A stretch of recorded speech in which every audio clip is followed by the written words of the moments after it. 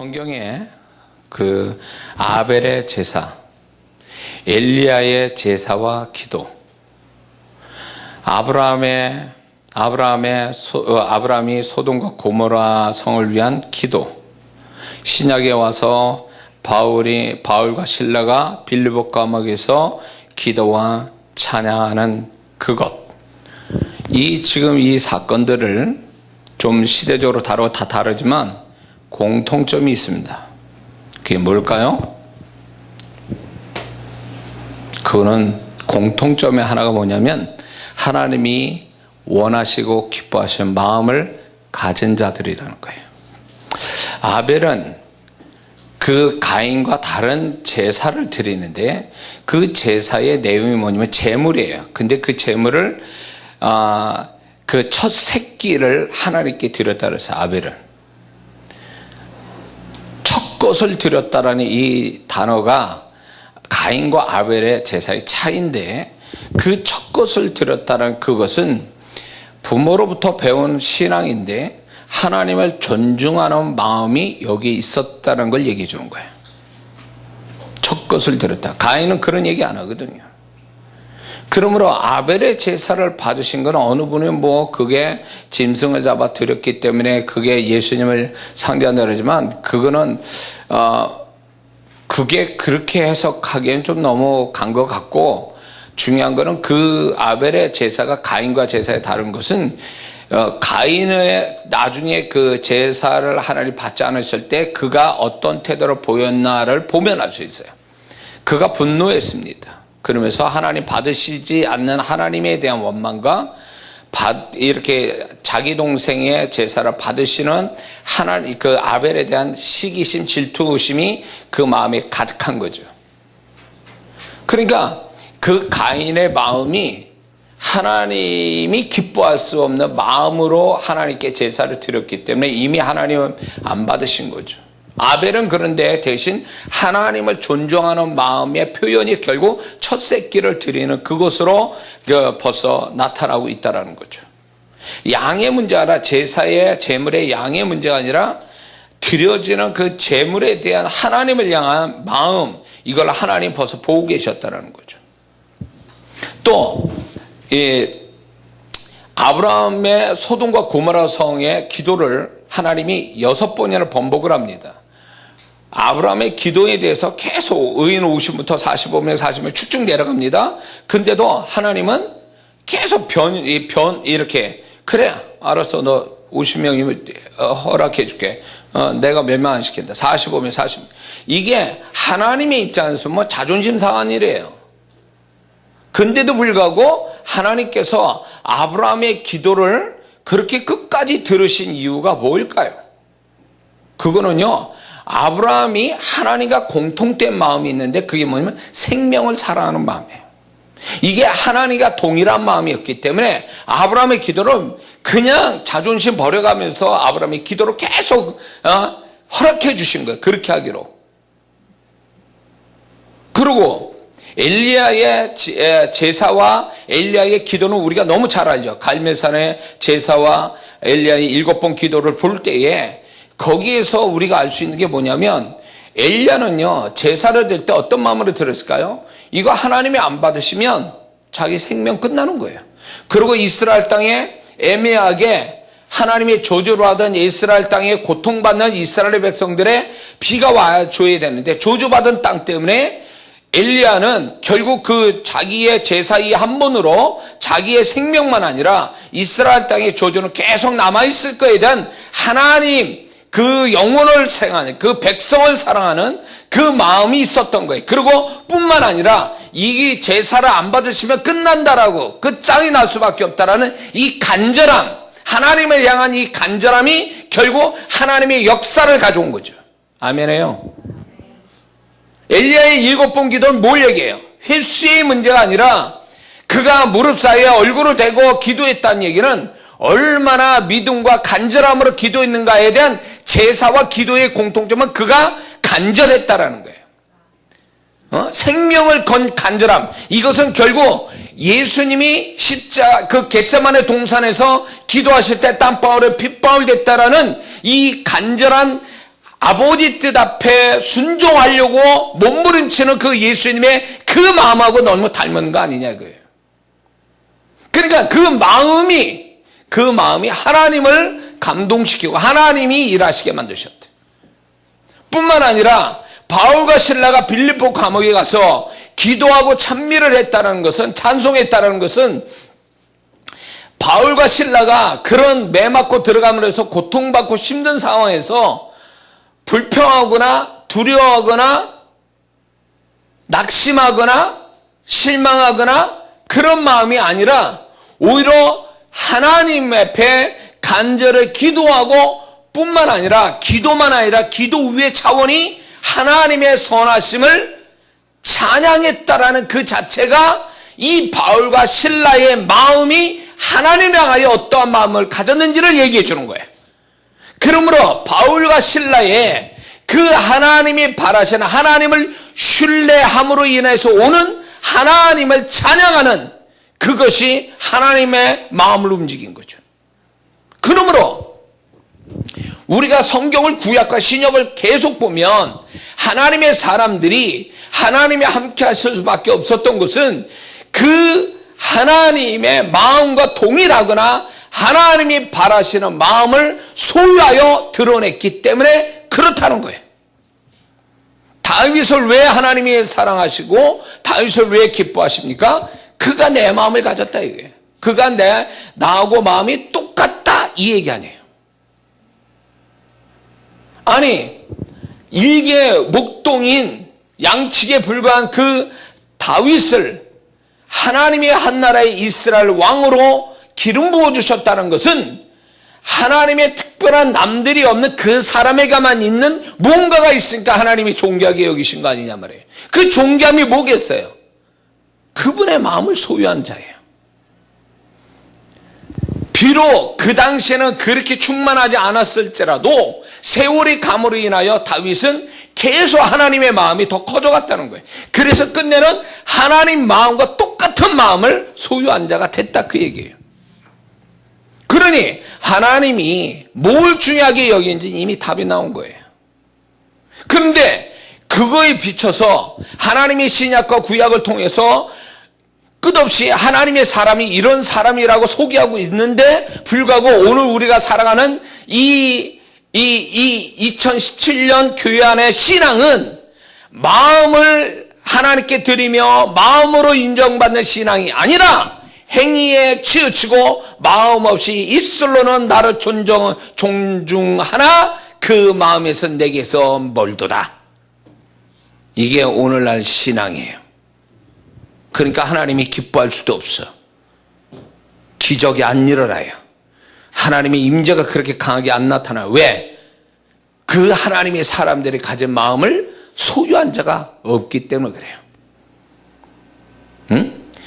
다 보면 마음이 있다는데 제가 영분별해 보면 그게 주님의 마음이 아니라 자기 선한 마음이에요. 그냥 성품 따라 나타난 마음일 뿐이야. 그거를 하나님께 자랑하고 있어. 하나님 뭐라 말합니까? 인간의 의는 더러운 옷과 같으며 인간은 원래부터 부패하여 죄성을 타고난 그 마음을 가졌다 그 얘기예요.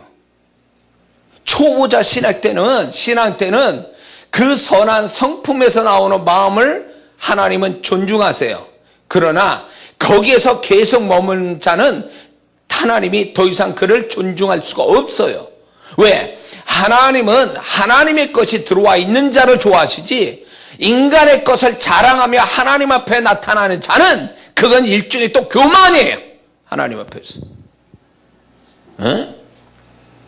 그래서 오늘날 많은 그나마 그래도 하나님이 쓰시는 하나님의 사람들은요 고난을 받게 하심으로 뭘 주시려고 하냐면 그 고난을 통하여 그 사람에게 하나님이 가지신 걸 그 마음에 부어주시기 위한 그릇을 만들기 위해서 고난이 허락되는 거예요. 그래서 하나님의 사람, 하나님이 존귀하게 여기고 쓰실 만한 사람들은 결국 그 마음에 하나님 것이 담겨진 자들이 그렇게 쓰임받는 거예요. 근데 오늘날 하나님께 쓰임받는 게 아니라 자기가 자기를 청거해. 나 여기 있습니다. 요즘 자기 피할 시대라고 한국 사람도 이제 겸손이 미덕이 아니요. 나 이렇게 잘났습니다 하고 자꾸 드러내야 사람들이 알아주고 자기를 픽업해 줄 줄 알고 아주 그냥 진짜 얼굴 아주 철판 깔고 자기 자랑합니다. 그게요, 이제 가까이 볼 거 없어요. 미국만 가도 자기 자랑을 뻔뻔하게 하는 사람들 많아요. 별것도 아닌 거를 자기 PR하는 거예요. 나 이렇게 잘났다고 하는 걸. 자기 도청의 인간들이 많아져가지고. 근데요, 교회 안에도 이런 사람들이 있어요. 양극단의 그리스도인이 있는데 그게 뭐냐면 한쪽은 나는 죄인입니다. 그래서 맨날 죄인 그래가지고 막 맨날 고개가 땅에 하나님 두려운 하나님 심판하나님 그래가지고 하나님에 대한 두려움이 불불 또 떨어가지고 그걸로 신앙생활하는 사람이 있는가 하면 또 반대편은 이건 완전히 철판 깔은 사람이지. 마음에 화인을 맞았는지 그냥 부끄러운 줄도 모르고 그리고 자기가 자만심에 빠져가지고 나 신앙생활 이 정도면 잘하는 거야. 아주 뻔뻔스럽게 하나님 앞에도 자랑하는 사람들이 이 정신 나간 신앙 이 양극단의 사람들이 교회 안에 공존돼 있어요. 균형이 없어, 균형이. 그러니까 오늘날 교회 안에 신앙 좋다는 사람들을 우리가 어떤 사람을 잘하냐면 새벽기도 잘 드리고 예배 잘 드리고 기도 많이 하고 그 다음에 헌금 잘하고 이러면 신앙생활 잘했다고 보는 거예요. 그건 우리끼리 얘기예요. 정말 하나님도 그렇게 보실까? 하나님도 그렇게 보시냐고. 제가 학생 때 감리교에서 다녔는데 그 집사님들이 교회 봉사하는데 성도들 흉보고 불평하고 이러면서 하나님이라는 걸 옆에서 봤어요. 그러면서 그때 어린 마음에도 아니 저렇게 해서 저렇게 하면 되나 하나님의 일을? 근데 나는 어렸으니까 함부로 얘기를 못하죠. 그러니까 그런 분들이 일은 해요. 하나님이 일을 하고 봉사를 하는데 그 마음이 벌써 잘못되어 있어요. 마음 자세가. 그러니까 그런 분들이 정말 하나님이 정말 영광 받으실 게 아니고 그 마음의 중심을 하신 하나님이. 신앙이 좋아진다는 얘기가 뭐겠습니까? 신앙이 좋아진다는 얘기는 점점 갈수록 그 마음이 하나님이 바라시는 마음으로 채워져 가는 게 신앙생활 잘하는 거예요. 아멘이에요. 근데 행위가 그럴싸하면 신앙생활 잘한 걸로 우리는 서로 인정해 주고 있다는 거예요. 그 사람 속에 뭐가 있는 줄 알아? 그 속에. 응? 옛날에는요, 이제 저도 이제 그 평택교회 이제 간판도 갈아야 되고 막 이러니까 이제 그 간판 그거 이제 그 일하는 분을 거기로 어떻게 알아가지고 했는데 그분도 교회 다니신 분이에요. 그런데 옛날 같으면 뭐 이렇게 가게를 가거나 물건을 사거나 뭘 할 때 거기에 사업하는 사람들하고 연결될 때 교회 다니세요? 그러면 교회 다닌다고 집사라고 이러면 반가워요. 그때 당시에는 교회 다닌다는 걸 자기가 떳떳하게 밝힐 정도면 그 사람은 신앙이 좋은 사람이에요. 또 그런 사람하고 상대를 해보면 역시 사기치지 않고 거짓말하지 않고 교회 다니는 사람을 잘 이렇게 대해줬어요. 잘 깎아주기도 하고 처음에 서비스도 좋게 하고 이래서 믿는 사람이 믿는 사람의 장사를 가서 사주고 막 이랬어요. 지금요? 그런 거 안 물어봅니다. 왜? 교회 다니는 사람을 더 사기 잘 치니까. 거짓말 더 잘하고 교인들 그러니까 더 거짓말 쳐가지고 더 값을 더 뻥튀기로 해가지고 막 이렇게 그렇게 하니까 이제 교회 다닌다면 그게 또 걱정이야. 저 사람이 교회 다니지만 저게 진짜 제대로 된 성도일까? 막. 우리가 그렇게 서로 이제 못 믿는 사이가 됐어요. 못 믿는 이제 신앙생활이 돼버린 거죠. 뭐예요? 교회에서 집사님, 권사님, 장로인데 뭐합니까? 그 속에 뭐가 있는 줄 알아? 그러니까 목사님은 또 그 행위를 보고 칭찬해주고 그러지만 사실 그 속에 무슨 마음 가지고 그거 하는 줄 알아요? 무슨 마음 가지고? 응? 열심히 우리 이제 송 집사님, 은미 성도가 열심히 우리 집회 중에 이제 이렇게 식사 때 준비해주고 이러는데 제가요, 어느 정도 제 자랑이 아니에요. 제가 실제 경험이니까. 제가요, 이렇게 음식을 먹으면 그 사람 심령이 다 들어와요. 그 음식 먹는 데서. 말을 안 해서 그렇지. 딱 그 사람이 밥한 거나 음식 딱 만지고 딱 먹어보면 이 사람이 무슨 마음 가지고 있는지 딱 그게 들어와요. 그냥 복사가 돼버려요. 그 먹는 순간에. 이런 일도 있었어요. 이게 실화예요, 이거. 어느 분이 저를 어떻게 하다가 대접하게 됐어요. 근데 내가 낸다니까 본인이 낸다고 구제를 해서 대접을 했어. 근데 고기를 사줬단 말이에요. 그래가지고 고기를 먹었어요. 딱 먹고 나왔어. 근데 무슨 생각이 드는 줄 아세요? 고기 먹고 잘 먹고 나오는데 내 안에서 무슨 생각이 훅 들어오냐면 아까운 생각 확 들어. 내가 돈 낸 것도 아닌데 내가 왜 아까워? 나는 고기 잘 먹었는데 대접받고 고기 잡는데 내가 왜 아까워? 그게 뭔 줄 아세요? 그 고기 산 그분의 마음이에요. 그 사람이 짠돌이거든. 근데 생각지 않는 돈이 나가니까 지불을 하면서도 마음이 아까운 거야. 그게 훅 하고 내한테 들어오는 거야. 내가 그다음부터 그 사람한테 내가 안 얻어먹었어요. 지금까지.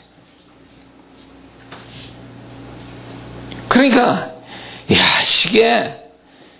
이게 영적으로 제가 예민하니까요. 별별 게 다 체험이 돼. 그러면 이 모든 걸 샅샅이 하는 하나님은 오죽하겠냐고. 오죽하겠냐고. 무슨 마음 갖고 하는지 다 보고 다 알고 계시는데 그 하나님을 어떻게 비껴갈 수 있냔 말이에요. 그 하나님을. 근데 우리는 눈 가리고 아웅이지. 눈 가리고 딱 태양 없다 이런 거지. 그런 식이에요. 그러니까 신앙이라는 게 좋아진다. 신앙이 좋아진다는 건 영적 행위가 많아진다는 의미가 아니라 그 사람 마음이 더 하나님 앞에서 감출 것 없는 심플한 마음, 더 나아가서 그분의 마음을 닮은 그 마음, 그게 신앙생활 잘한 증거다 그 얘기예요. 할렐루야. 그거가 되기 위해서 우리는 신앙생활에 마음을 정화시키는 작업이 신앙생활이에요. 세상에 묻은 마음 정화시키고 죄된 마음 정화시키고 내 육신의 마음을 정화시켜서 그분의 거로 채워가는 게 그게 신앙사라는 거지. 근데 정화가 안 돼. 교회 그렇게 오래 다녔는데 정화가 안 돼. 정화가 안 돼. 그 마음 그대로 가지고 그 지저분한 그 마음 그대로 가지고 신앙사를 집사님 되고 권사님 되고 장로님 되고. 그러니까 그건 신앙생활이라 볼 수가 없는 거죠. 신앙생활은 제가 거듭 얘기했죠. 구약은 행위로 이루어진 게 신앙생활이에요. 그러나 신약의 신앙은요, 행위로 이루어지는 게 아니라 마음으로 이루어지는 거예요. 마음으로 하는 게 신앙이고 행위로 몸뚱이로 움직이는 게 구약 신앙이에요. 근데 오늘날 많은 성도분들이 마음을 버리고 신앙생활해요. 마음을 버리고. 몸만 왔다 가는 거지. 그러니까 마음이 없어. 찬송 불러도 마음이 없고 입술만 그러고 설교도 그냥 듣는 둥 마는 둥 기도를 해도 기도하면서 딴 생각하기 시작하고 말씀을 봐도 말씀이 집중 안 되고 딴 생각하고 말씀 보고 있고 도대체 이거는 마음도 없고 생각도 없는 사람들이죠. 그러니 신앙이 자랄 수가 있냐 그 얘기예요. 마음이 자라야 신앙도 자라고 마음이 자라야 행위도 하나님 앞에 더 열정을 가지고 더 기뻐하는 행위를 가질 텐데 마음이 안 자라니까 맨날 그 모습이지. 행위 자체도. 그래서 하나님이 우리의 신앙을요, 우리를 달아보실 때에 행위를 달아보는 게 아니라 마음을 달아보시는 거예요. 얘가 어떤 마음으로 있는 거예요. 그래서 잘 들으세요. 어떤 사람은 행위가 굉장히 많아 하나님 앞에. 근데 받는 축복은 쥐꼬리만 해. 어떤 사람은 그 하나님 앞에 행위가 작은데 축복은 되게 커. 이런 차이가 왜 생길까요? 이거는 한마디로 말해서 행위는 많은데 짓거리만큼 축복을 못 받는 이유는 행위만큼 마음이 안 따라준 거예요. 응? 그리고 이쪽에 행위는 적은데 축복을 많이 받는 그 비결은 뭐였냐면 행위보다 더 하나님을 감동시키는 마음이 있었기 때문에 축복을 크게 받는 거예요. 아멘이에요. 헌금을 드려도요, 제가 그거를 딱 헌금 잡으면요, 이거 마음 없이 했구나, 형식으로 했구나. 그래서 지난 추수감사절에도 우리 교인들한테 진짜 감사해서 감사 제목 적고 헌금하라고 그랬어요. 그래야 임자가 있는 예물이 돼서 하나님 기뻐하시고 축복받는데. 추수감사절 우리 아들놈도 그걸 안 가르쳐 놨더니 떨렁 만원 헌금하고 추수감사절 헌금하더라고.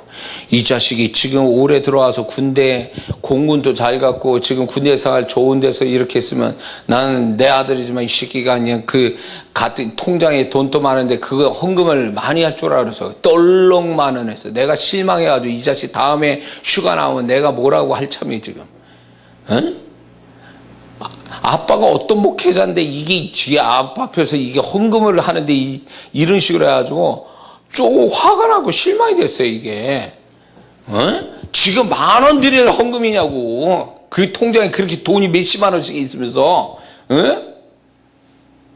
그렇게 기도하고 올해 얼마나 애쓰고 힘써서 공군 가게 애쓰고 얼마나 그런 힘든 과정을 잘 지내고 하나님이 얼마나 좋은 부대 배치받게 해주시고 좋은 사람 만나요. 이것만 해도 어마어마한 감사할 일인데 떨렁 10,000원 가지고 그 헌금을 하고 있네. 아주 그냥 뿔다운 하는 거 우리 아들이지만 이 새끼가 아주 그렇게 해가지고 헌금이 딱 헌금 보는데 화가 나는 게 이게 마음도 없는 예물 드렸구나. 이게 감사함도 없는 게 감사를 드렸구나. 이게 화가 났어요. 제가 이런 식으로 가르쳤다가 안 되겠다. 이거 주의종들 놈이 벌써 이렇게 형식으로 하니 이게 하나님이 기뻐하겠냐 그 얘기요.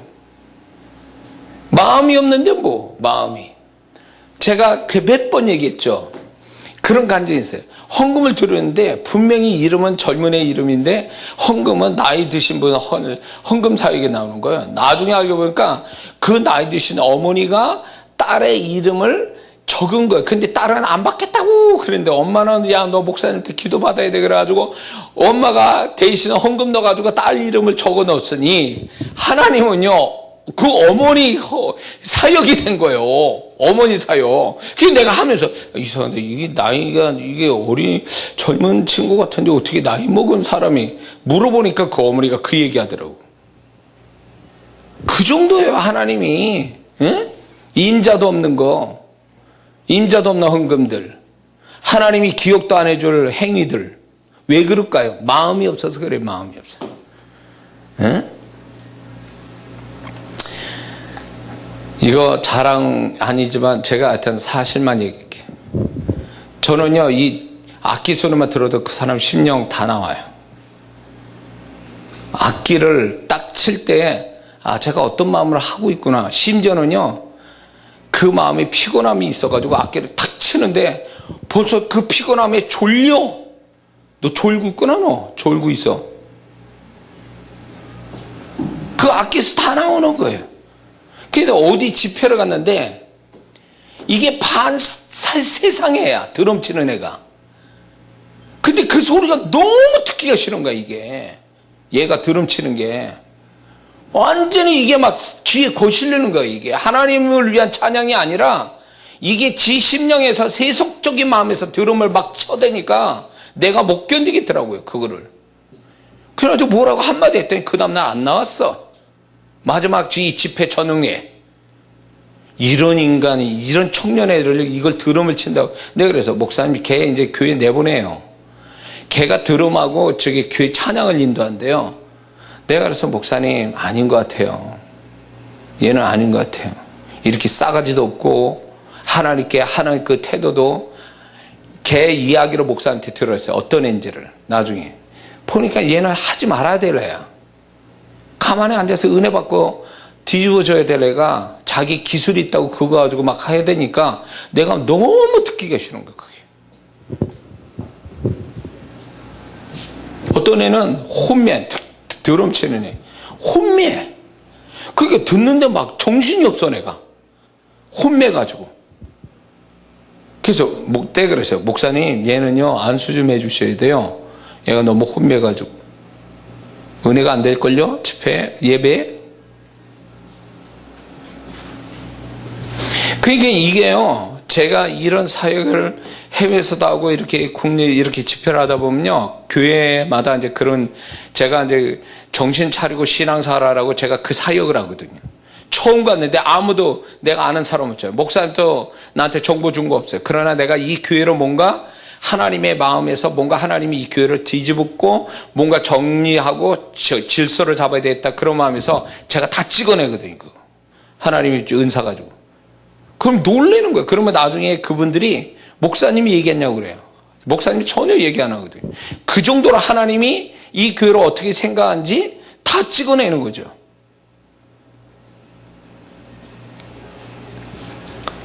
어느 분이요,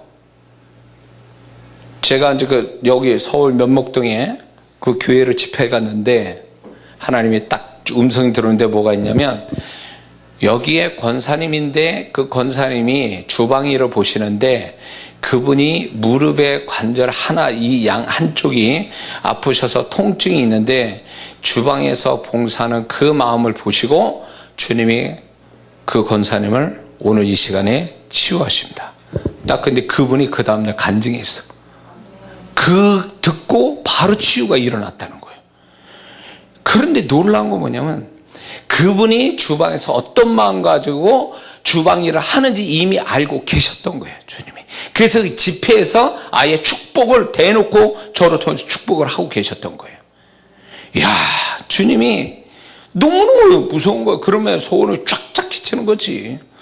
행위로 보신 게 아니라 마음을 보고 계셨던 거예요. 그 마음 어떻게 하고 있는지 그 마음을 보고 계신 거에 대해서 그 권사님은 순전한 마음으로 정말 주님을 위한, 교회를 위한 순전한 마음에서 무릎 관절에 앉아서 쩔뚝거리는 그분이 그날 치유받았다는 거예요. 그날.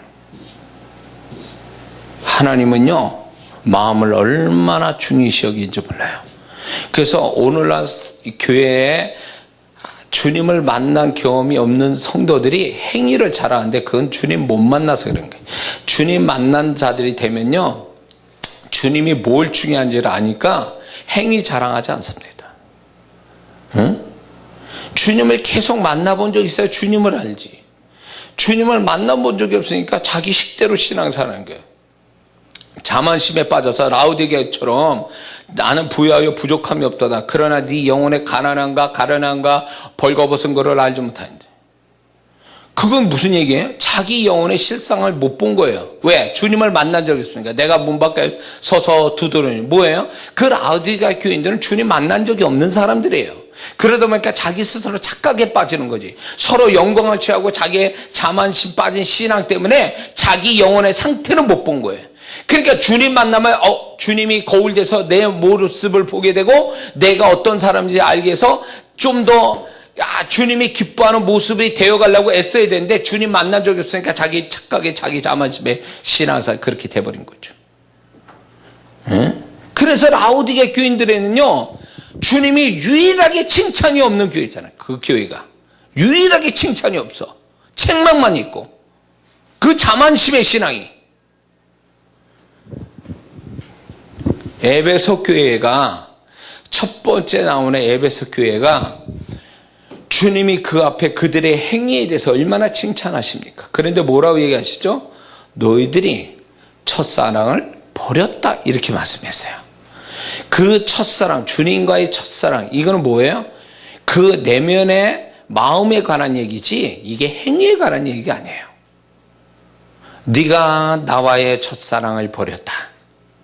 그러므로 네가 어디서 떨어져 이제 찾잡는다면 내가 네 촛대로 옮긴다.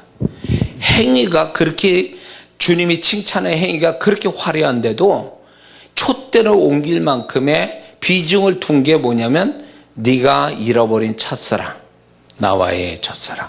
그 마음을 회복하지 않으면 내가 너를 넘어가겠다는 거지. 무시하겠다는 거지. 없애버리겠다는 거지.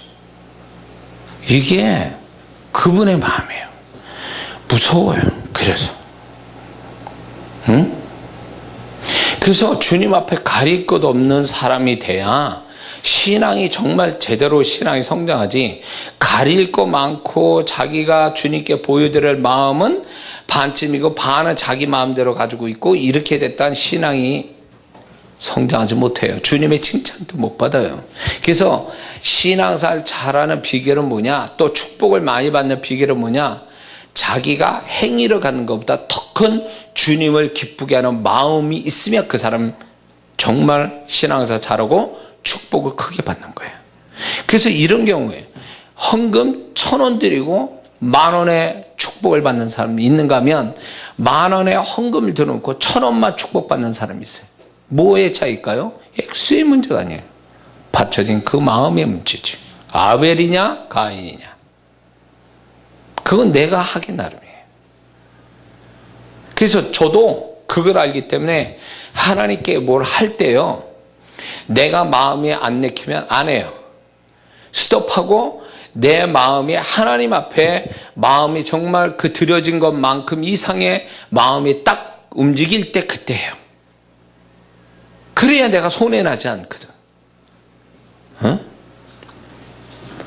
내가 이 집회를 할 때 그분은 내 마음을 아세요. 내가 어떤 마음 가져 하는지. 그렇기 때문에 나는 이 집회에 누가 뭐래든 내가 주님 앞에 이 집회를 임하는 내 마음의 태도가 하나님을 기쁘시게 하면 나는 성공적인 집회하는 거예요.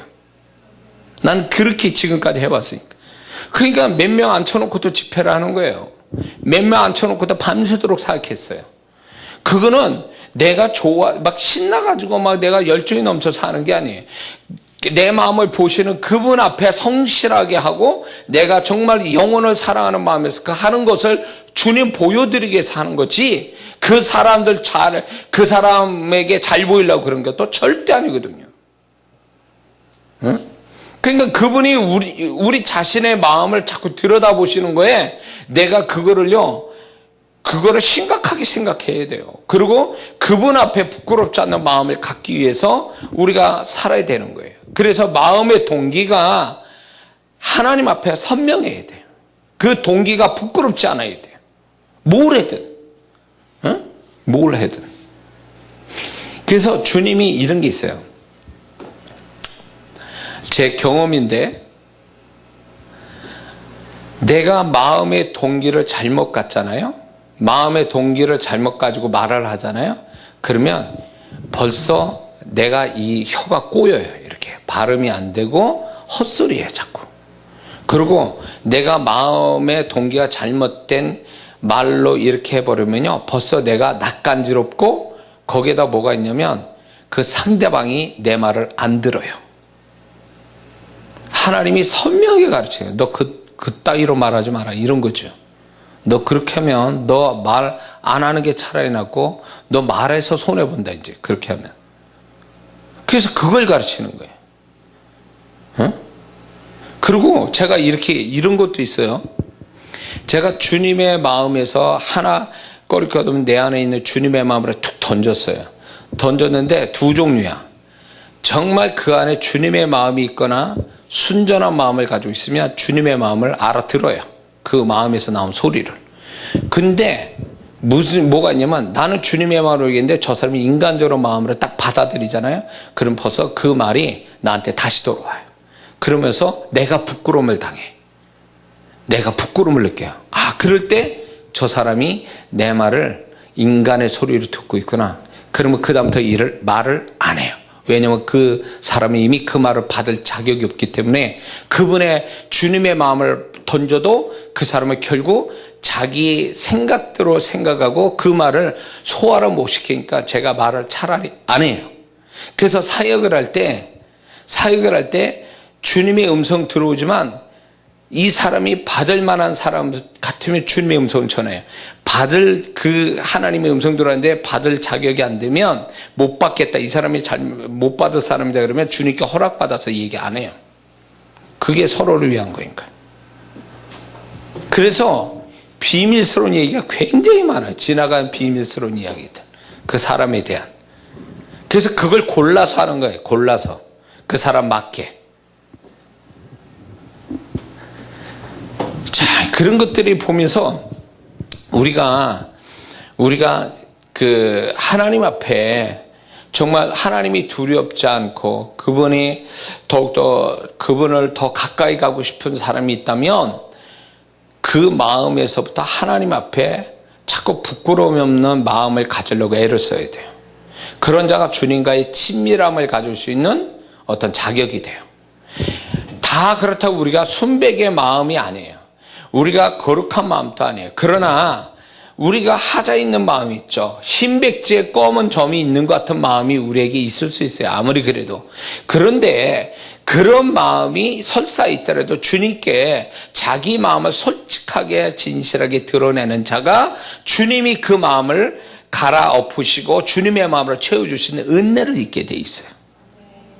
그러면서 주님의 거로 채워가는 거예요. 근데 가리고 거짓말하고 변명되고 이런 마음으로 가면 주님이 그 마음에 역사하지 못해요. 주님의 것을 부어줄 수가 없어요. 문제거든요, 이거.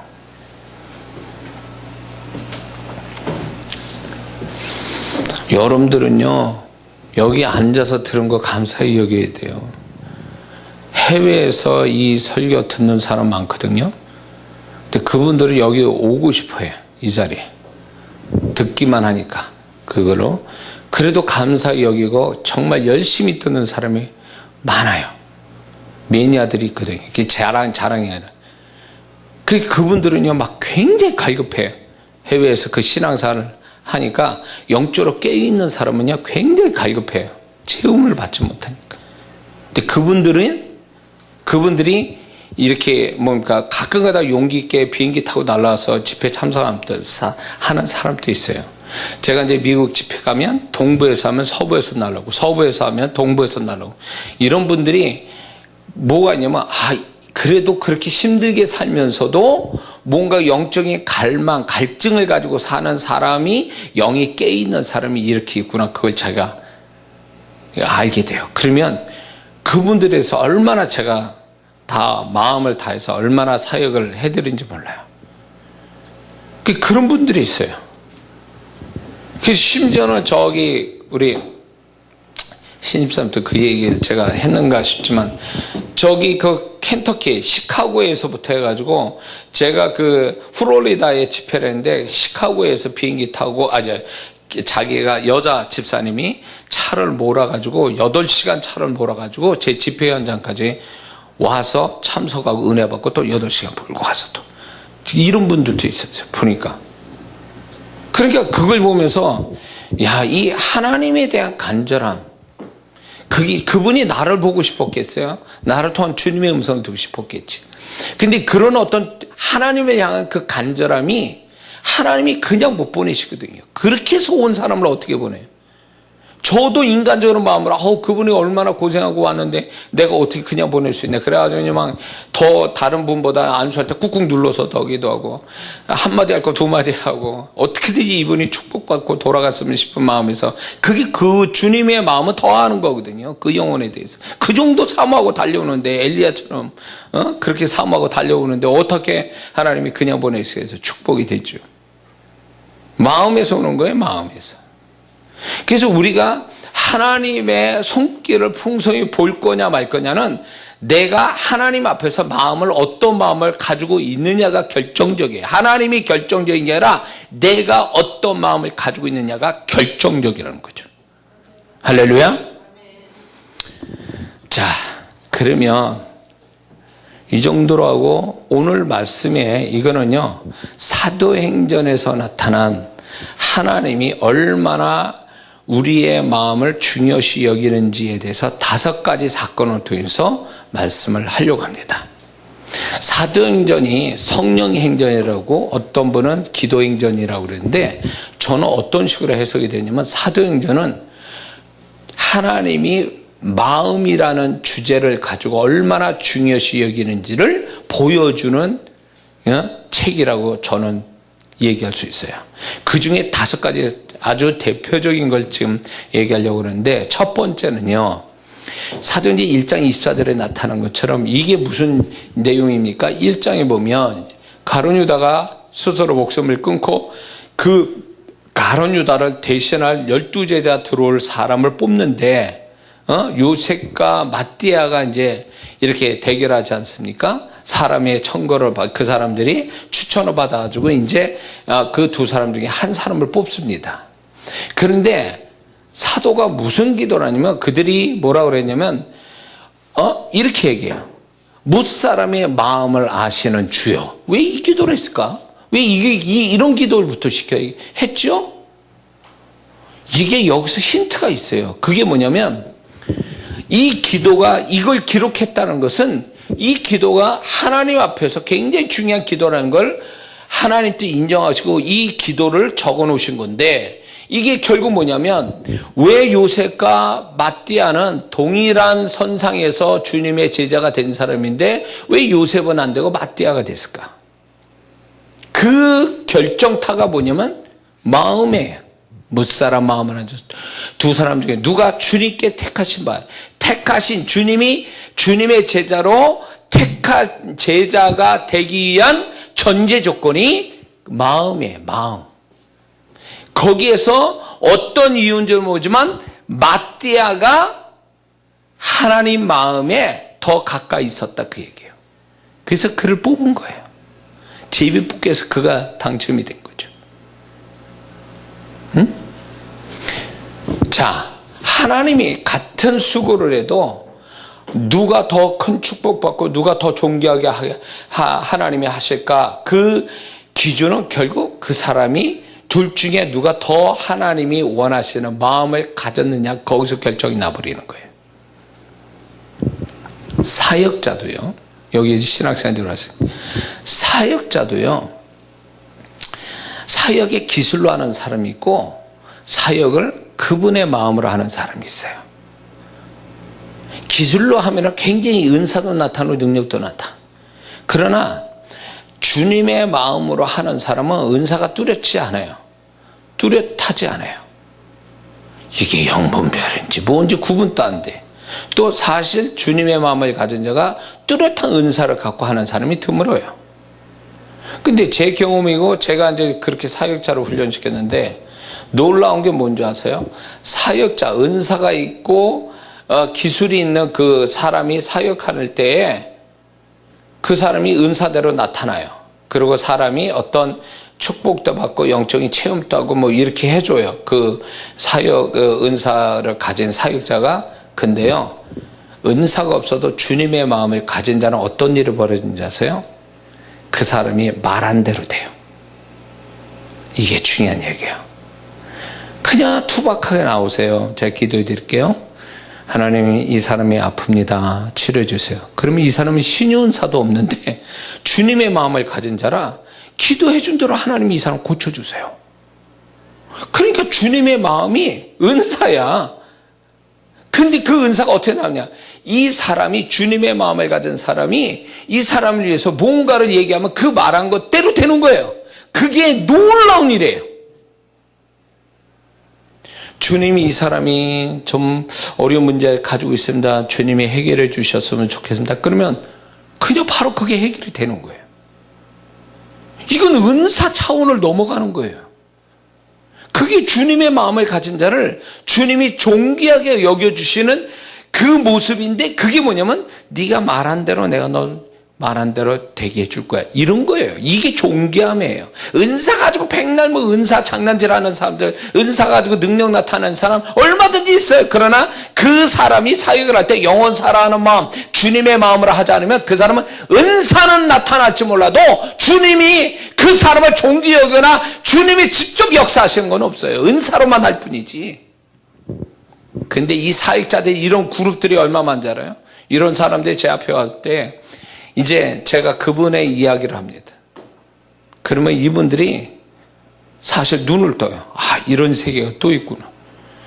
낮은 차원의 영적 세계를 경험한 사람은요, 그 위의 차원의 세계를 모르게 돼 있어요.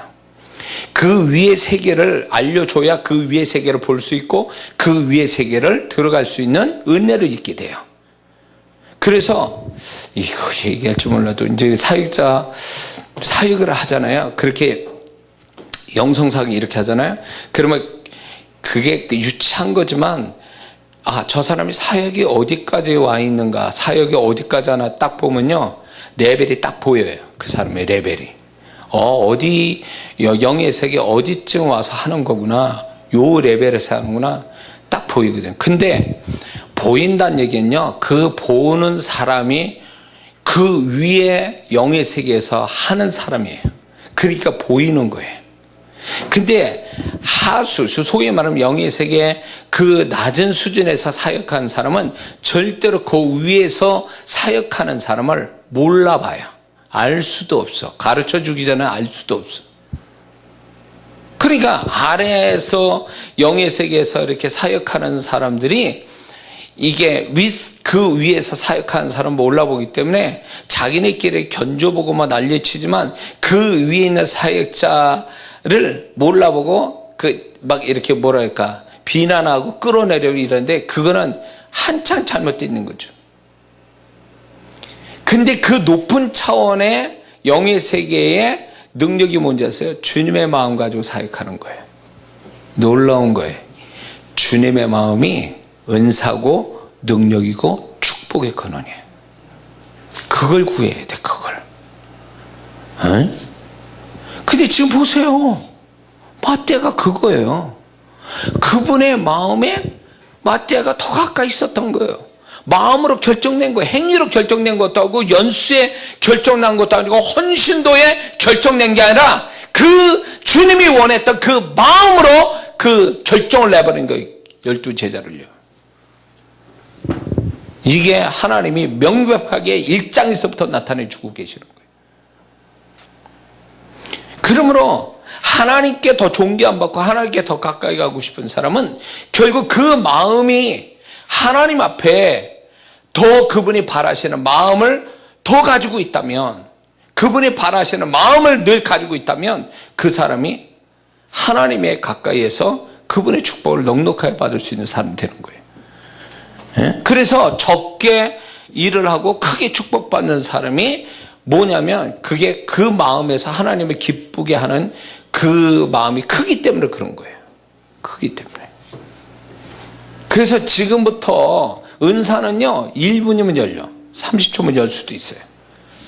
모든 은사가 임파테이션만 제대로 하면. 근데 주님의 마음은 한 번에 되는 게 아니에요. 평생을 두고 해야 돼요. 평생을. 그게 그렇게 크고 넓고 깊은 거예요. 평생 기도도 그만큼 하나님 바라시는 수준까지 못 간다 그 얘기예요. 그러니 우리가 평생 기도해야 할 부분이 그건데 그걸 기도를 안 하고 다 은사, 능력, 보이는 거에 축복만 자꾸 구하니까 주님이 답답해 하시는 거죠. 결국 그렇게 사도행전에서 나타나잖아요. 자, 두 번째 사건은 이런 겁니다. 사도행전 5장에 보면 아나니아 삽비라의 사건이 생기죠. 아나니아 삽비라는 그 헌신해놓고 망한 사람들이 죽임을 당합니다. 이런 저주가 어디 있고 이런 징계가 어디 있어요. 헌신해놓고 죽임을 당해. 근데 이게 여기서 하나님의 마음이 우리에게 나타나는데 그게 뭐냐면 하나님 앞에 할 때 이 사람들이 얼마간 감춰뒀다 그랬어요. 계산된 마음, 거짓된 마음이 작동하고 있었던 거죠. 그래서 헌신의 양의 문제가 아니라 헌신하는 과정 속에 헌신한 자의 마음의 문제가 있었던 거예요. 그걸 지적하고 있었던 거죠. 너 이따위로 하면은 하나님 안 받고 너는 이것 때문에 징계받아, 이런 거죠. 그래서 하나님은 우리에게 네가 헌신하려면 똑바로 해라. 내가 기뻐할 마음 가지고. 너 헌신 잘못하면 네 마음이 내가 기뻐할 마음이 없으면 헌신의 축복은 그냥 너 징계받을 수 있다. 그걸 가르쳐 주는 거 무섭게. 그래서 헌신 잘해놓고 고난당한 사람 얼마나 많아요. 헌신 잘해놓고 축복 못 받는 사람이 또 얼마나 많아. 왜 그럴까? 그 마음이 하나님을 불쾌하게 하는 것들이었기 때문에 그래요. 계산돼서 헌신한 사람도 있죠. 내가 이렇게 하면 이런 걸 얻을 수 있다는 이런 계산된 마음으로 헌신하는 그 사람이 믿음의 생각이 아니라 인간적 계산, 자기 유익 이런 거 목적으로 헌신을 하게 되면 그 자체가 벌써 이미 축복 못 받게 돼 있는 거예요. 지금 아나니아 삽비라가 그런 경우예요. 그리고 이 문화적 배경, 교회 안에 문화적 배경이 또 하나가 있는데 그게 뭐냐면 이때 당시 바나바도 땅을 팔아 하나님께 헌신했죠. 사도들 발 앞에 내놓고 여기도 지금 아나니아 삽비라도 지금 이렇게 헌신하고 있는데 이걸 왜 하느냐 볼 때 그때 당시에 헌신을 통해서 그 사람이 지명도가 높아지고 인기도가 있었던 거예요. 이 초대교회 안에 누가 헌신 잘하나 이런 경쟁이 있었던 거예요. 초대교회 안에. 그러다 보니까 우리가 좀 유명해졌으면 좋겠다. 초대교회 안에서. 그래서 뭔가 어떤 사람들한테 좀 유명해져서 뭔가 좀 이렇게 보이지 않는 영향력 있는 성도가 돼야 되겠다 이런 마음이 있었다라는 거예요. 그 문화적 배경에. 그 와중에 이 사람들이 끼어 있는지도 모르는 거예요. 그래서 해기는 해야 되는데 아쉬운 마음이에요. 아까운 마음이 탁 들어가니까 그걸 뺀 거지. 가뜩이나 요걸 통해서 뭔가 자기들을 유명해지려는 인간적 마음이 있는데다가 거기에다가 거기서 좀 빼가지고 아쉬우니까 아까우니까 좀 빼고 이 두 가지에 하나님이 불쾌하게 여기는 마음이 결국 그들은 죽임당할 수밖에 없었던 거예요. 그래서 헌신할 때는 확실하게 해야 돼요. 하나님이 축복할 만하게 확실하게 해야지 이게 벌써 계산 들어가 있고 마음이 또 하나님 기뻐서 마음 탁 들어가 버리면 이거는 안 하는 게 차라리 나은 거죠. 안 하는 게 차라리. 자, 세 번째는요. 사도행전 10장을 보면 베드로가 이제 뭐가 있냐면 그 베드로 안에 그 고정관념이 있어요. 그게 뭐냐면 이방인들하고 상대하지 말아야 되고 그때 당시 유대인들은 이방인은 지옥의 땔감이고 저주받은 자들이야. 이런 게 있었단 말이야. 그러니까 베드로가 성령 충만하고 소위 말하면 죽은 자도 살리는 그 사람인데 이런 고정관념이 가지고 있는 내면에 가지고 있는 걸 문화적 고정관념을 깨트리기 위해서 세 번의 환상을 하나님 보여주시죠. 이 베드로가 하나님이 쓰실 만하게 하나님께서 쓰셔야 되겠는데 이 고정관념이 방해를 할 수 있으니까 하나님이 그걸 깨트리기 위해서 세 번의 환상을 보여주신 거예요.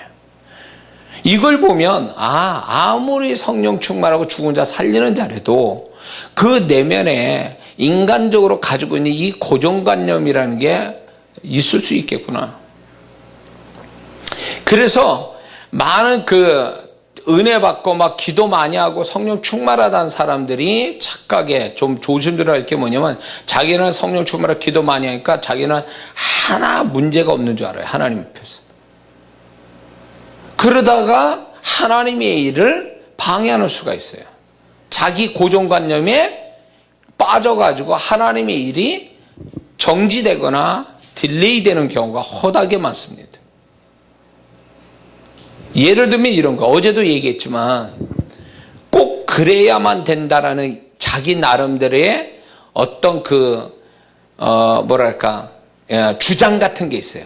고집 같은 게 있어요. 그게 고정관념인데 그것이 하나님의 일을 망치고 있고 방해하고 있고 그게 하나님의 일을 딜레이시키고 연기시키는 원인이 된다는 걸 새까맣게 몰라요. 특히 영성사역하고 굉장히 기도 많이 하고 성령 충만하다는 사람 속에 이게 있어요. 베드로도 죽은 자 살리고 정말 최대의 사도인데도 하나님이 그걸 가르칠 정도였으니까 그걸 깨트려주고 하나님밖에는 깨트릴 자가 없으니까 그러니까 하나님의 그 환상을 더 깨트리고 있잖아요. 그러니까 이런 사람이 있어요. 하나님밖에 손 못 대는 사람도 있어요. 목사가 백날 얘기도 안 들어보고 자기 생각이 꽉 차 있어가지고 그건 방법이 없어. 그러면 저는 그렇게 얘기해요. 하나님 이제 저는 안 될 것 같습니다. 이제 상대가 안 될 것 같고 주님이 직접 상대해 주세요. 응? 그렇기 때문에 우리가 하나님 앞에 좀 더 축복받는 사람이 되어가기 위해서는 내 스스로 진리처럼 반진리처럼 만들어 놓은 고정관념을 내가 깨트려 가지 않으면 내가 스스로 하나님 앞에 방해물이 될 수 있다는 거예요. 하나님 왜 나한테 축복 안 해주십니까? 야, 네가 장애물이야. 네 생각이. 이런 것들이 있어요. 그래서 주님을 계속 잘 만나는 사람들이 어떤 축복을 받냐면 그 사람 안에 있는 자기의 잘못된 생각들이 깨져나가는 축복을 받아요. 아, 내가 그렇게 밀어냈구나. 아, 이게 잘못됐구나. 이런 식으로 이제 깨달아가는 거죠. 그럴 때 비로소 그 깨달아서 그거를 버릴 때 그것만큼 하나님이 그 사람에게 들어가서 역사할 통로를 여는 거거든요. 그 내면에.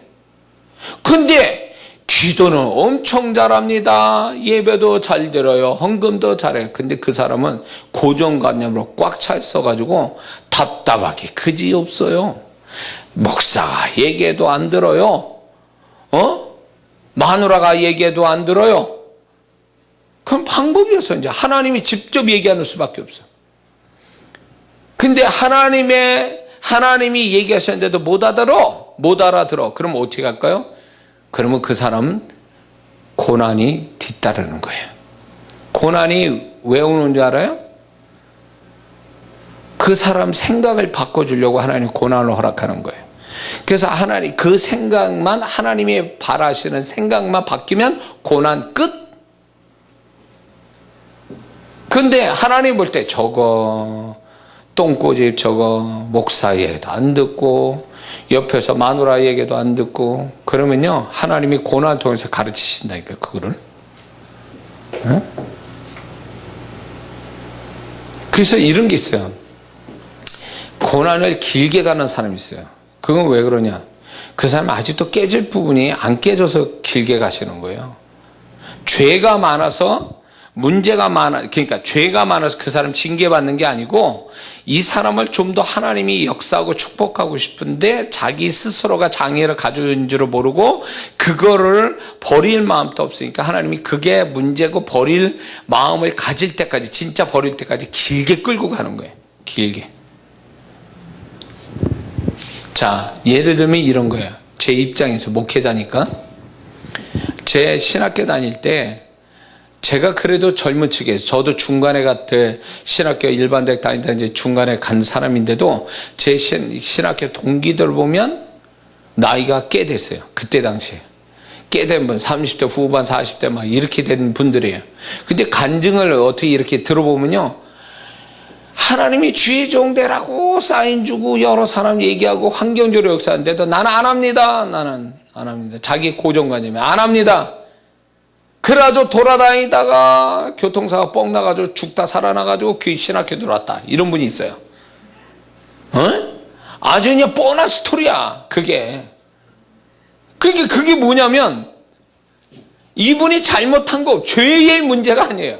하나님이 나는 널 불렀어. 넌 주의 종이 돼야 돼. 이게 하나님의 생각이에요. 그러면 아멘 제가 지금 어려워도 그냥 순종하겠습니다. 이러고 하면 고난도 없는데 그거를 이 핑계 저 핑계 그리고 고집 세서 안 한다가 어쩌다가 도망다니고 이러다가 계속 하나님을 추적하면서 계속 깨트리는 거지. 계속 얻어 터지는 거지.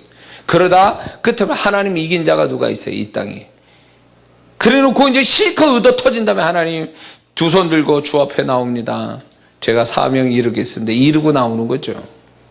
그 왜 그래요? 왜?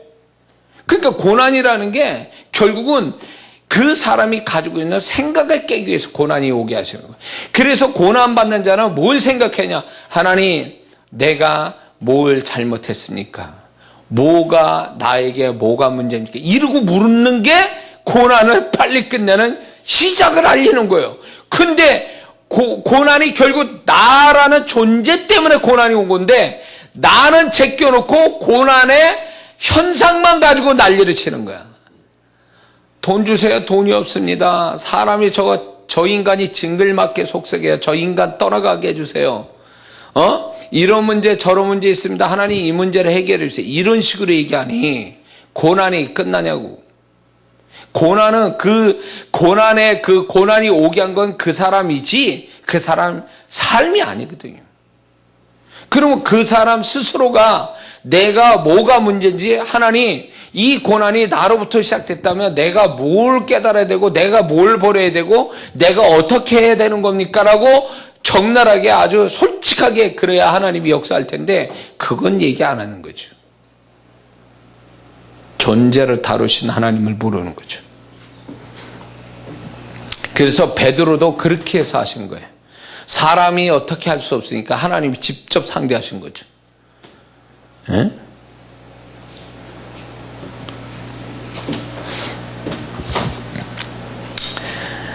자, 그래서 우리가 좀 더 하나님 앞에 하나님이 바라시는 존재가 되어간다는 것은 결국 뭘 전제로 하고 있냐면 그 하나님이 불편하고 못마땅하고 축복되지 못하는 우리의 내면을 다 버릴 때 그분과 친밀함이 되어지고 그분이 보실 때 기뻐하는 존재가 되기 때문에 우리는 계속 그런 모습으로 이제 계속 변화되어 간다는 말이 뭐겠어요? 아, 나 변화되었어. 무슨 얘기예요? 생각이 바뀌었어. 그 얘기예요. 마음이 바뀌었어. 그 얘기거든요. 그러니까 계속 우리는 변화를 받아가야 되거든요. 변화를 받아서 내 안에 장애물, 내 스스로가 만들어낸 장애물을 내가 걷어치우는 이것이 신앙생활 잘하는 비결이거든요. 오늘 목사님 설교 들어보니까 내 안에 이런 장애물이 있네? 내가 성경 보니까 이런 장애물을 봤네? 내가 기도하니까 주님이 나한테 이런 장애물이 있다고 가르쳐 주시네? 그러면서 그거를 걷어내는 거죠. 자꾸 걷어내는 거죠. 그럴 때 이제 내 안에 이제 그 장애물이 사라질 때에 주님이 마음껏 내게서 역사하고 또 그 걷어진 마음을 가지고 하나님이 또 그걸 가지고 쓰시고 축복하시고. 자, 그 다음에 네 번째는요, 사도행전 15장에 가보면 바울과 바나바가 다투어서 16장부터 이제 갈라서서 이제 바울이 선교의 주인공이 되죠. 바나바는 마가 요한을 데리고 구브로로 가고 바울은 신라를 데리고 제2차 선교 여행을 떠나는데 하나님 누구 편에 손 들어줬어요? 바울과 신라를 하나님이 선택하고 그들을 세워줬어요. 그러면 잘 생각해봐요. 바나바가 바울에게 신앙 선배고 바울이 되도록 이끌어준 도움자예요. 그리고 바나바가 초대교회에서 유명한 아주 그러니까 평판이 좋은 집사였어요. 그런데 이 바나바가 마가 요한을 조카를 데리고 구브로를 갔어요. 근데 바울은 1차 선교 여행에서 마가 요한이 책임감 없는 태도를 중간에 보여서 돌아간 거에 대해서 이런 사람 가지고 일하면 안 돼. 하나님이 이런 사람하고 하면은 하나님이 이렇게 깨진다. 이런 어떤 생각을 가지고 데려가면 안 된다 그랬지만 바나바는 결국 조카 마가 요한을 데리고 구브로로 갑니다. 여기서 극렬하게 갈라지는데 하나님이 바나바를 제거시키는 거예요. 왜 그러냐? 바나바가 하나님이 시대적으로 그렇게 선교를 해야 될 때는 책임감 가지고 사명 가지고 갈 사람이 필요했던 거예요. 그때 당시. 근데 바나바는 인간적 마음으로 마가 요한을 선택했는데 여기서부터 문제가 된 거예요. 인간적인 조카를 데리고 또 하자고 하는 하자가 있는 책임감 없는 이 사람을 또 한다는 건 하나님이 이렇게 깨질 확률이 또 있다는 얘기죠. 그러기 때문에 바울은 그건 거절한 거죠. 그것 때문에 싸운 거죠. 그래서 바나바를 하나님이 제거시킨 것은 결국 인간적인 그 선택, 두 번째 선택의 인간적 선택의 문제는 뭐냐면 바나바가 구브로로 갔다는 거예요. 마가 요한을 데리고. 이 구브로가 어디냐면 바나바의 고향이에요. 그러니까 쉽게 간 거지. 거기를 자기 고향을 가니까 얼마나 편해요. 근데 하나님 16장부터 바울과 실라가 다니는 선교 여행을 보세요. 새로운 개척지거든. 그 새로운 개척지를 가는 것이 하나님의 뜻이었어요. 그래서 교회를 세우는 게 또 거기에 하나님의 계획들이 있었단 말이에요. 그러니까 바울이 나중에는요, 바나바가 항상 앞서는 사람인데 한 번 인간적 생각 확 돌아가 버리니까 하나님이 제거시키는 거예요. 사역에서 탈락시키는 거예요. 그래서 여기서 중요한 게 뭐가 있냐면, 인간적 마음을 가지고 그걸 고집피는 사람은 결국 앞섰으나 결국은 뒤처지는 사람 될 수 있다. 처음 된 자나 나중 될 수 있다는 걸 가르쳐주고 있는 거죠. 하나님 앞에서 인간적 마음이 얼마나 위험스러운지 구약의 모세를 통해 얘기하세요. 모세는 자기가 왕급의 그 신분을 가지고 자기 민족 살리려고 애굽 사람을 쳐 죽이잖아요. 그래서 자기 민족이 자기를 뭐라 그럴까? 저 사람이 우리 편이구나. 그래서 동조하고 칭찬할 줄 알았더니 그것 때문에 그는 살인자 되어 도망가서 자기 신분이고 뭐고 다 잃어버리게 되죠. 여기에서 하나님이 얼마나 인간적이라는 것을 얼마나 싫어하시는지를 보여주시는 거예요. 인간적인 것. 근데 오늘날 하나님이 원하지 않는 인간적인 어떤 태도를 가지고 뭔가를 하게 되면 하나님은 그것을 결국은 인정하지 않고 하나님이 그걸 버리신다는 거죠. 결국 인간적인 건 할 때는 되는 것 같지만 결국은 결과가 없다는 거예요. 인간적인 것들이. 응?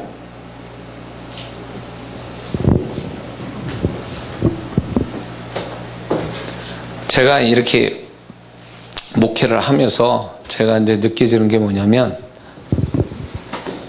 목사가 인간적으로 돌아가면 결코 도움이 안 된다는 걸 알게 됐어요, 제가. 그걸 어떻게 알게 됐냐면, 제가 저쪽 평택교회에서 이제 개척할 때에 정말 성도들 만나서 맨날 얘기해주고 들어주고, 꼭 마실 가는 사람처럼 성도들 집에 들리면서 이 성도하고 재밌는 얘기하고, 그런 얘기하면 밥도 먹고 밥도 얻어먹고 밥도 사주고, 인간적으로 굉장히 친분이 있겠어요. 근데요, 인간적인 걸로 떠나가더만. 인간적인 것 때문에 떠나가. 목사님 섭섭하다는 둥, 뭐 어쩐다는 둥. 이게 결국 영적인, 뭐 목사가 죄짓게 하거나 목사가 진리가 아닌 이단에 관한 이야기하거나 이걸로 교회를 떠나는 게 아니라, 여지껏 인간으로 잘 하다가 또 인간으로 섭섭하면 훅 들어오니까 그걸로 교회를 떠나. 그래서 목회가 이게 반복이 되면서 제가 뭐가 문제일까? 나는 그분들한테 착하게 선한 방법으로 내가 그렇게 했는데 왜 하나님은 이렇게 영혼들이 이 인간적인 어떤 섭섭함 그런 걸 가지고 교회를 떠나는가 할 때 나중에 알게 됐어요. 그 성도들의 문제가 아니라 네가 목회 방법이 틀렸다. 네가 밥 사주고 밥 얻어먹고 맨날 그냥 인간적인 좋은 얘기 한다고 그 영혼이 너 그러면 오랫동안 너랑 같이 있고 너를 교회를 섬길 줄 아냐? 육은 육이더라고요. 인간적인 건 결국 인간적으로 끝나버려요. 모세가 인간적으로 했다가 결국은 모세가 망했어. 저는 이 말씀에서 주님이 가르쳐 주신 거예요. 그래서 어떤 면에서 보면 성도들이 그런 분 저한테 그런 얘기 한 적도 있어요. 목사님이 참 차갑대. 근데 그럴 수밖에 없어요. 제가 교회에서도 이런 경험이 있었어요. 교회에서 어디 놀러 간다 어쩐다 그래서 제가 주도를 했어요. 성도들은 가만히 있는데 내가 성도들 좀 재밌게 해줘야 되겠다 그래가지고 제가 놀러 가는 거 준비하고 뭐 이렇게 하자고 제가 주동을 했거든요. 그게 나중에 문제가 돼버려. 그래가지고 내가 애를 먹어. 내가 상처받아. 그 제가 그거를 몇 번 경험한 다음에 무슨 생각이 딱 드냐면, 목사는 영적인 일을 하는 사람이지 육적인 일을 도모하는 자가 아니라는 것을 주님이 너무 잘 가르쳐 주고.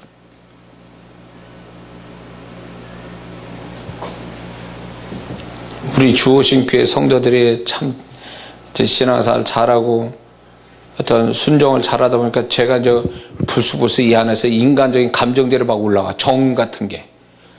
이러면 안 되는데 자꾸 또 이래다가 또 실수할 것 같은데 뭐 이런 마음이 들어서 꾹꾹 누르거든요. 이렇게 인간적으로 좀 재밌게 좀 뭔가를 해주고 싶은 마음이 훅 들어오다가, 야 이러다가 또 내가 못에 짱나지 그러면서 딱 이렇게 가라앉히고, 이게 성도를 위하는 게 아니라 목사가 인간적 이것 때문에 성도 다 망치겠다라는 생각이 훅 들어와서 또 쫙 가라앉히고 이러거든요. 그래서 어떻게 보면 냉정하게 영적인 걸 가지고 좀 그거에 대해서 내가 이렇게 가르치고 분별시키고 정리시켜주고 이런 것이 목사가 해야 될 일이지, 목사가 인간적인 걸 주동해가지고 이렇게 한다는 게 아니더라고요. 그래서 베드로가 이런 고정관념, 인간적인 것, 바울과 바나바의 그 어떤 차이는 결국 선교의 열정이나 능력이나 방법의 문제가 아니라 주님의 마음을 누가 먼저 가지고 있었느냐는 거죠. 그래서 바울이 주님의 마음을 가진 자였고, 바나바는 결국 인간적 마음을 가진 자예요. 그래서 하나님이 딱 가르친 거였다. 그래서 그 후로 아주 어떻게 보면 하나님이 너무 냉정한 게 뭐냐면, 인간적 마음 가지고 딱 움직이는 바나바가 그다음부터 한 번도 그 이름이 나오질 않습니다. 성경에. 그 정도로 하나님이 딱 정리시켜버린 거예요. 근데 바울은 뒤늦게 예수 믿은 거고 과거 전력이 안 좋아요. 근데도 불구하고 바울을 하나님이 세우셔서 결국 바울이 어떤 사람까지 됩니까? 주님과 동격인 존재로 하나님이 인정해 주잖아요. 그가 서신서 그 글을 쓴 게 그 성경이 돼버렸잖아요. 그게 뭐예요? 하나님이 그만큼 바울이 인간적이지 않고 주님의 편에 서서 주님의 마음으로 움직이니까 그게 다 주님이 인정해 준 것이 되어졌다, 그 얘기예요. 그래서 바울이요, 자기가 복음전에서 세운 교회 성도들한테 오해받고 비난받고 낮아짐을 당했어요. 그런데도 바울은요, 그걸 인간적으로 푼 게 아니라 계속 주님이 주신 계시의 마음과, 그리고 바울이 논리적으로 그것을 자기가 이방인의 사도가 되게 된 배경들을 얘기함으로 해서 영적으로 처리를 합니다. 아주 중요한 문제예요. 그래서 여러분들이 뭔가 하나님 앞에 좀 더 인정받고 그분이 축복할 만한 사람 되려면, 이게 인간적인 거냐, 주님의 마음에서 나온 거냐, 인간적 마음에서 나온 거냐, 이걸 잘 구분하고 있어야 돼요. 그걸 잘 구분해야 돼요. 그래서 인간적 마음은 하나님이 인정 안 해요. 축복도 안 하고. 그분의 마음에서 뭔가 해야 비로소 그분이 인정하고 세워주고 축복하시는 거죠. 네? 이런 게 있어요. 목사님, 저 인간적 성품 참 좋으신 분이 있어요. 그런 분한테는 다 그렇다는 거 아니에요. 그런데 그런 분한테는 성령의 임재가 없어요. 너무 인간적으로 좋아서. 그리고 성도들도 인간적으로 참 좋아. 근데 거기에 성령의 역사가 없어. 변화도 없고. 인간적으로 너무 좋아서. 그게 방해가 되는 거죠. 그래서 이 인간적이라는 것이 얼마나 정말 이게 얼마나 문제가 있는가를 다시 한번 살피는 거죠. 그 다음에 마지막 5번째는 사도행전 16장에 가서 바울과 실라가 빌립보 감옥에서 하나님께 기도하고 찬송을 하게 됩니다. 그러므로 인해서 기적을 보게 되고 간수의 가족이 구원을 받습니다. 그런데 여기에서 바울과 실라가 기도만 한 게 아니라 하나님을 찬양했다는 게 중요한 거예요. 이 찬양을 했다는 것은 상황이, 보세요. 상황이 찬양할 상황이 아니잖아요. 찬양할 상황이 아니고 지금 울고 괴로워야 될 상황이에요. 절망감에 빠져서 신음해야 될 상황이에요. 근데 이 바울과 실라는 인간적인 어떤 마음이 아니라 영적인 마음, 하나님을 향한 영적인 마음을 가졌을 때 기적이 일어나기 시작한 거예요. 그래서 고난을 받고 어려움 당하는 성도가 있을 때에 인간적 마음으로 훅 내려가 버리면 답이 안 나와요, 그 사람에게. 자기가 어려움과 힘듦과 괴로움과 절망 가운데 있을 때라도 내가 영적인 마음을 있어야 그 상황과 다른 영적인 수준 높은 영적인 마음을 가져야 그게 문제를 푸는 키가 되는 거지. 할렐루야. 근데 인간적인 마음을 잔뜩 하나님 저 불쌍히 여겨주시고 저 알죠, 뭐 힘들고 괴롭습니다, 죽고 싶습니다, 백날 얘기해봐요. 하나님이 눈 하나 깜짝하나. 그건 귀신들만 더 불러들이는 거예요. 그런 식으로 하는 거예요. 바울과 실라가 억울하잖아요. 로마 시민권 써도 되는 거예요. 그걸 어떤 이유인지 몰라도 못 썼을 거라고 봐요. 하나님이 못 쓰게 하셔서 못 썼을 것 같아요. 그러니까 아니 억울한 거지. 전도하다가 그렇게 그 지경이 됐고 로마 시민권도 못 쓰고 의도 터져가지고 빌립보 감옥에 갇혀서 어떻게 될지도 모르는 이 상황에, 그런 상황에서 억울할 수도 있는 데서 거기서 하나님을 신뢰해서 기도하고 찬양했다. 이 영적인 마음이 결국은 그 문제를 푸는 키가 되어버렸어요. 감옥에 갇힌 것을 풀 수 있는 그 상징적인 사건이 뭐냐면 옥문이 열리고 발에 착고가 풀리고 옥문이 열렸다는, 이 열렸다라는 게 결국 뭐냐면 이게 하나의 상징적인 거예요. 실제 사건이지만 상징적이에요. 네가 아무리 묶이고 다치고 그 밑에 밑바닥에 어두운 데 깔려 있어도 내가 원하는 영적인 마음을 가지고 있다면 너 그걸로 네가 다 풀 수 있어. 다 열고 다 할 수 있어. 할렐루야. 그게 있어야 된다는 그거. 그래서 고난받았다라고 생각된다면, 환난이 왔다라면 그때가 비로소 내가 수준 높은 영적인 마음을 가져야 될 때가 왔구나, 이렇게 생각해야 돼요. 응? 그래야 뭐가 옥문이 열리고 발에 착고가 풀리는 역사가 오지. 제 주야장차 눈물 찔찔 흘리면서 죽겠다고 막 살려달라고 이런 소리 한다고 답이 나오는 게 아니라는 거예요.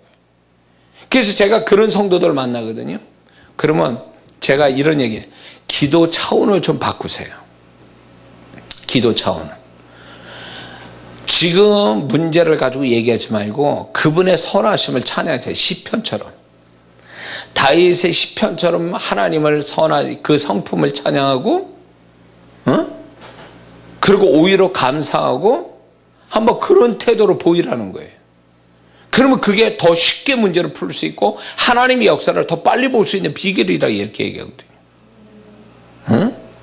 그리고 거기다 하나 더 하는 게 뭐냐면, 힘들지만 다른 사람 섬기세요.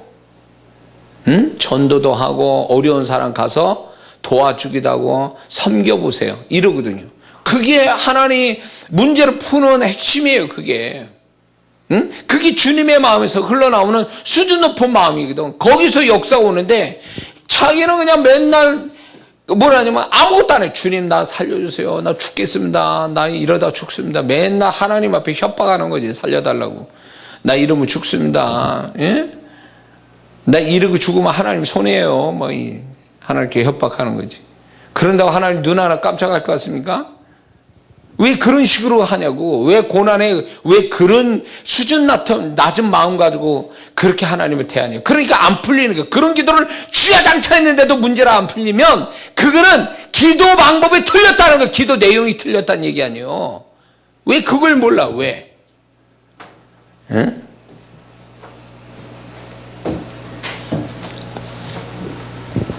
제가 이제 기도실, 청년때 기도실 만들어서 하나님께 기도할 때 기도 엄청 많이 했어요. 제가 그때 주님이 제 기도를 얼마나 잘 들으시는지 몰라요. 기쁘게 받으시는데 어느 날은 기쁘게 안 받으시고 내 안에 우울감이 들어올 때 주님이 이게 뭐냐니까 너 이제 네 기도 좀 그만 좀 해라. 그리고 내가 기도할 사람들이 있는데 네가 중보해 줄 사람이 있다. 그거 기도해 주라. 그래서 이제 제가 그 기도를 시작하니까 주님이 굉장한 기쁨을 저한테 주시더라고요. 아, 이거구나. 나만을 위해서 내가 잘 되기 위해서 그것만 하는 것이, 애쓰는 것이 그게 하나님이 원하는 게 아니고 결국 하나님의 의와 다른 사람들을 위해서 축복을 위해서 내가 뭔가를 할 때 하나님께서 거기서 뭔가 새로운 역사를 일으키는구나. 그걸 배운 거죠, 청년 때. 그래서 제가 지금 또 제가 근데 제 삶에서 이렇게 돌이켜보면 내가 가장 어려울 때 가장 많이 도왔어요, 사람을. 내가 가장 어려울 때, 내가 개인적으로 가장 어려울 때 가장 많이 다른 사람을 섬기도록 하나님이 역사하셨어요. 그게 새로운 축복을 가져오게 되어졌어요, 저한테. 그래서 제가 어려움을 겪으면 이게 나 말고 뭔가 하나님의 의와 또 누군가를 섬기고 도와주라는 사인이구나, 이렇게 와요. 그런 것들이. 그러면 하나님이 내 문제를 간섭해 주시고 이렇게 쉽게 풀어가는 걸 경험하게 돼요. 이게요, 하나님의 마음을 아는 자, 하나님 마음을 알아서 뭔가 그 하나님 바라시는 대로 움직일 때에 오히려 내가 애쓰고 힘쓰는 내 입장에서만 애쓰고 힘쓰는 거기에서 물론 얻을 것도 있어요. 하나님 주시는 게 있어요. 그러나 그거보다 훨씬 더 빠르게 풍성하게 하나님의 손길을 볼 수 있다, 이거예요. 할렐루야. 그래서 저는 이 사도행전에서 나타난 이 5가지의 하나님께서 이 마음에 관한 하나님의 사람들의 속에서 마음이라는 것이 얼마나 중요한 부분인가를 하나님이 이렇게 계시하고 있다는 거죠. 그래서 우리가 지금 신앙생활에 가장 중요한 부분이 어디냐면 내 마음 상태가 어떠한가를 보는 게 제일 중요한 문제예요. 내 삶이 어떤가? 이거보다 더 중요한 문제고, 근본적이고 가장 중요한 문제는 내 마음의 상태가 어떠냐는 거예요. 그래서 그분이 바라보시는 내 마음이 그분이 지금 바라보실 때 그래도 인정해 주실 만하고 뭔가 인정해 주시고 기뻐할 만한 그 마음의 상태를 가지고 지금 내가 살아가고 신앙생활하고 있는가를 나는 봐야 된다는 거죠. 마음이 뭔가 수준이 떨어졌다, 마음의 수준이 뭔가 떨어졌다면 이미 그 사람 답이 없어요. 왜냐하면 하나님은 그 사람 마음의 수준만큼의 축복하고 그 수준만큼 나타내 주시니까. 근데 우리는 이런 게 있어요. 눈에 보이지 않으니까 마음이 어떤 문제가 생긴다고 해서 당장 어떻게 되는 게 아니까 우리들은 우리의 마음을 가벼이 여겨요. 가벼이 여겨. 그래가지고 내가 그 마음을 지키는 일에 너무 소홀해요. 자, 예를 들어서 이런 거죠. 오늘 말씀 듣고 은혜를 받았어요. 그래가지고 마음에 기쁨이 넘쳤어요. 기쁨이 있어요. 그러면 이제 그 마음 가지고 집에 갑니다. 그러면 그 주님이 말씀 속에서 기쁨 주신 거잖아요. 영적인 기쁨. 그럼 그걸 지켜야 되는데 집에 갔더니 속세기는 가져가고 한바탕에 했어. 그래서 기쁨이 사라져 버렸어. 자, 몇 시간 멀리서 와가지고 여기 와서 기도하고 그런 가운데 말씀 듣고 몇 시간 동안 해가지고 그런 어떤 깨달음과 마음의 기쁨과 영적인 어떤 그 열린 마음을 딱 가지고 있었는데 집에 가서 한 20-30분 들이다 싸우는 걸로 다 소멸해버렸어. 이게 미련한 짓 하는 거예요. 마음을 못 지키는 거지. 응? 왜 자기 마음을 그런 식으로 다 그냥 이렇게 해가지고 다 자기 마음을 갈기갈기냐 막 상처투성으로 만드는 걸 방임해 두냐, 그 얘기예요. 악착같이 자기 마음을 지켜야 되는 거 아니요? 그게 지혜로운 사람인데 무릇 지킬 만한 것보다 네 마음을 지켜라. 이에서 생명의 근원이 납니다. 그 생명의 통로가 되는 게 통로가 되게 해주는 마음을 왜 우리는 함부로 막 대하냐 이거예요. 자기 주머니에서 돈 1,000원 이런 경험 있습니까? 돈 1,000원이 없어졌어요. 그래가지고 이거 어디서 잃어버렸지? 그리고 자기 생각해요. 동선을 다시 왔던 길을 다시 쭉 가서 돈이 어디서 떨어진가? 몇 번 왔다 다 하죠. 아니 그 1,000원 한 장 다시 찾자고 그렇게 고생하면서 그보다 더 귀한 마음을 지키는 일에는 왜 그렇게 소홀히 하고 가볍게 여기고 그 아무렇지도 않게 하냐 그거예요. 내가 기쁨을 가지고 있다가 싸워서 내가 화딱지가 나서 분노가 찼어. 그거를 왜 그런 식으로 자기 마음을 그런 식으로 돌아가게 만드냐 이거예요. 그게 억울하지 않아요? 그 사람이 나에게 억울한 게 아니라 내가 그 사람과 싸워서 내 기쁨을 잃어버리고 대신 그 자리에 분노가 찼다라는 거 그 자체로 왜 억울해하지 않느냐는 거예요. 안 그렇습니까? 송 집사님? 그렇죠? 진짜 억울할 것은요, 내가 그 마음을 못 지키고 쓸데없는 다른 마음이 나를 지배하고 있다는 그 자체로 억울해야 돼요. 그 사람이 아니라 그 일이 아니라. 왜 어떻게 그렇게 쉽게 마음을 막 빼앗깁니까? 왜 안 좋은 것에다 그 마음을 진탕만탕 그냥 진흙탕에다 자기 마음을 처박아 두냐 그 얘기예요. 에? 문제가 있죠. 그거는 지혜롭지 못한 거예요. 마음이 상태가 잘못돼 버리면요, 영도 잘못되고 그 사람 마음 육체도 잘못되고 삶도 잘못되는 거예요. 그래서 그 마음이라는 게요, 뭐가 아니면 다리 역할이에요. 모든 영과 육과 생활에 그 중간에 다리 역할을 해주는 게 그게 마음이에요. 근데 마음이 제 역할 못하잖아요. 끊어진 다리와 같아. 그러면 영도 안 돼, 육과 삶도 안 되게 돼 있어요. 그게 중요한 역할하는, 그 통로 역할하는 마음을 왜 그 지경으로 만드냐 그거죠. 응? 이런 게 있어요. 이렇게 물건을 사는데 좀 기분 나쁘게 그 사람이, 이런 게 있어요. 물건을 샀는데 그 사람이 좀 기분 나쁘게 해요.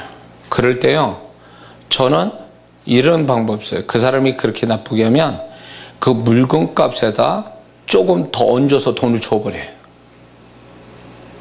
그게 내 마음을 지키는 비결이에요. 응? 그게 편해요. 내가 더 깎자고, 아니면 내가 그 값 그대로 받아버리면 내가 마음이 상해가지고 힘들 것 같아. 그러니까 차라리 이 사람 기분 좋고 나 기분 좋게 돈을 얹어 더 주는 거예요. 그럼 이 사람은 분명 나하고 싸워야 될 판인데 내가 돈을 더 주니까 이 사람이 싸우다가 꼬리를 내리죠. 미안해하고. 그러면서 난 복수한 거예요. 그 미안해하는 그 모습 보고 난 복수했다 그런 생각 드는 거예요. 그러면서 마음이 편안해지는 거예요. 그래서 제가 좀 마음이 껄끄러운 사람이 있으면 밥을 사요. 예. 그럼 밥 사면 그 사람도 뭐 먹어서 좋고 나도 불편한 마음 사라지고 그리고 다 해결되는 거지. 그러니까 그 사람하고 잘못됐다고 해서 등 돌릴 게 아니라 그 사람하고 사이가 안 좋으면 오히려 더 엉겨요. 제가 스타일이 그래요. 뭔가 이렇게 제가 옛날에 태권도 할 때 뭔가 이렇게 시합을 하고 이제 대련 이렇게 해서 겨루기 하잖아요. 이렇게 할 때 뭔가 그 사람한테 내가 질 것 같다 그러면 더 엉겨요. 더 붙는다고, 더 가까이. 그러면 그 사람도 당하고 나는 더 안 맞고 그 사람과 겨루기에서 이길 확률이 높아요. 근데 뒤떨어져. 저 사람이 때린다고 해서 겁나가도 막 뒤로 가. 그러면요, 그거는 의도 터지다가 지는 거예요, 게임이. 그러니까 오히려 더 엉겨 붙어오는 게 그게 잘하는 거예요. 그러니까,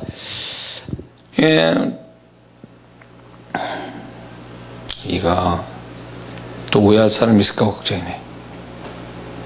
제가 이제 다 그런 거 아니에요. 다 그런 게 아니라 그런 사람이 있거든요. 좀 내 마음에 좀 불편한 사람. 그 있으면 더 그 사람에게 더, 요번에 새 책 나왔잖아요. 몇 권을 더 얹어서 주는 거지. 정성스럽게 딱 사인해가지고 주소지에다 딱 이름 써가지고. 근데 다른 사람 한 건데 그 사람만 몇 권 더 주는 거지. 그러면 그분 또 받으면서 고마워하고 미안하고 난 그렇게 함으로 인해서 나도 마음 편하고. 그거 몇 권이에요. 몇 천 원이에요. 밥 한 끼예요. 그걸로 나는 내 마음을 지키는 거고 저 사람한테 또 오히려 그게 전화위복이 돼서 좋은 사이가 또 되고. 얼마든지 내가 가지고 있는 마음을 내가 지켜야 돼. 그거 빼앗기면 안 돼요. 빼앗기면 안 돼. 그래서 내가 만약에 그 마음이 나한테 어떤 사람이 나를 힘들게 한다면 내가 스스로 어떻게 처리해야 돼서 이렇게 해요. 그거 작은 일이야. 죽고 사는 문제도 아니고 작은 일이야. 별거 아니야. 딱 이렇게 치부를 해버려. 내가 스스로 그렇게 해놔요.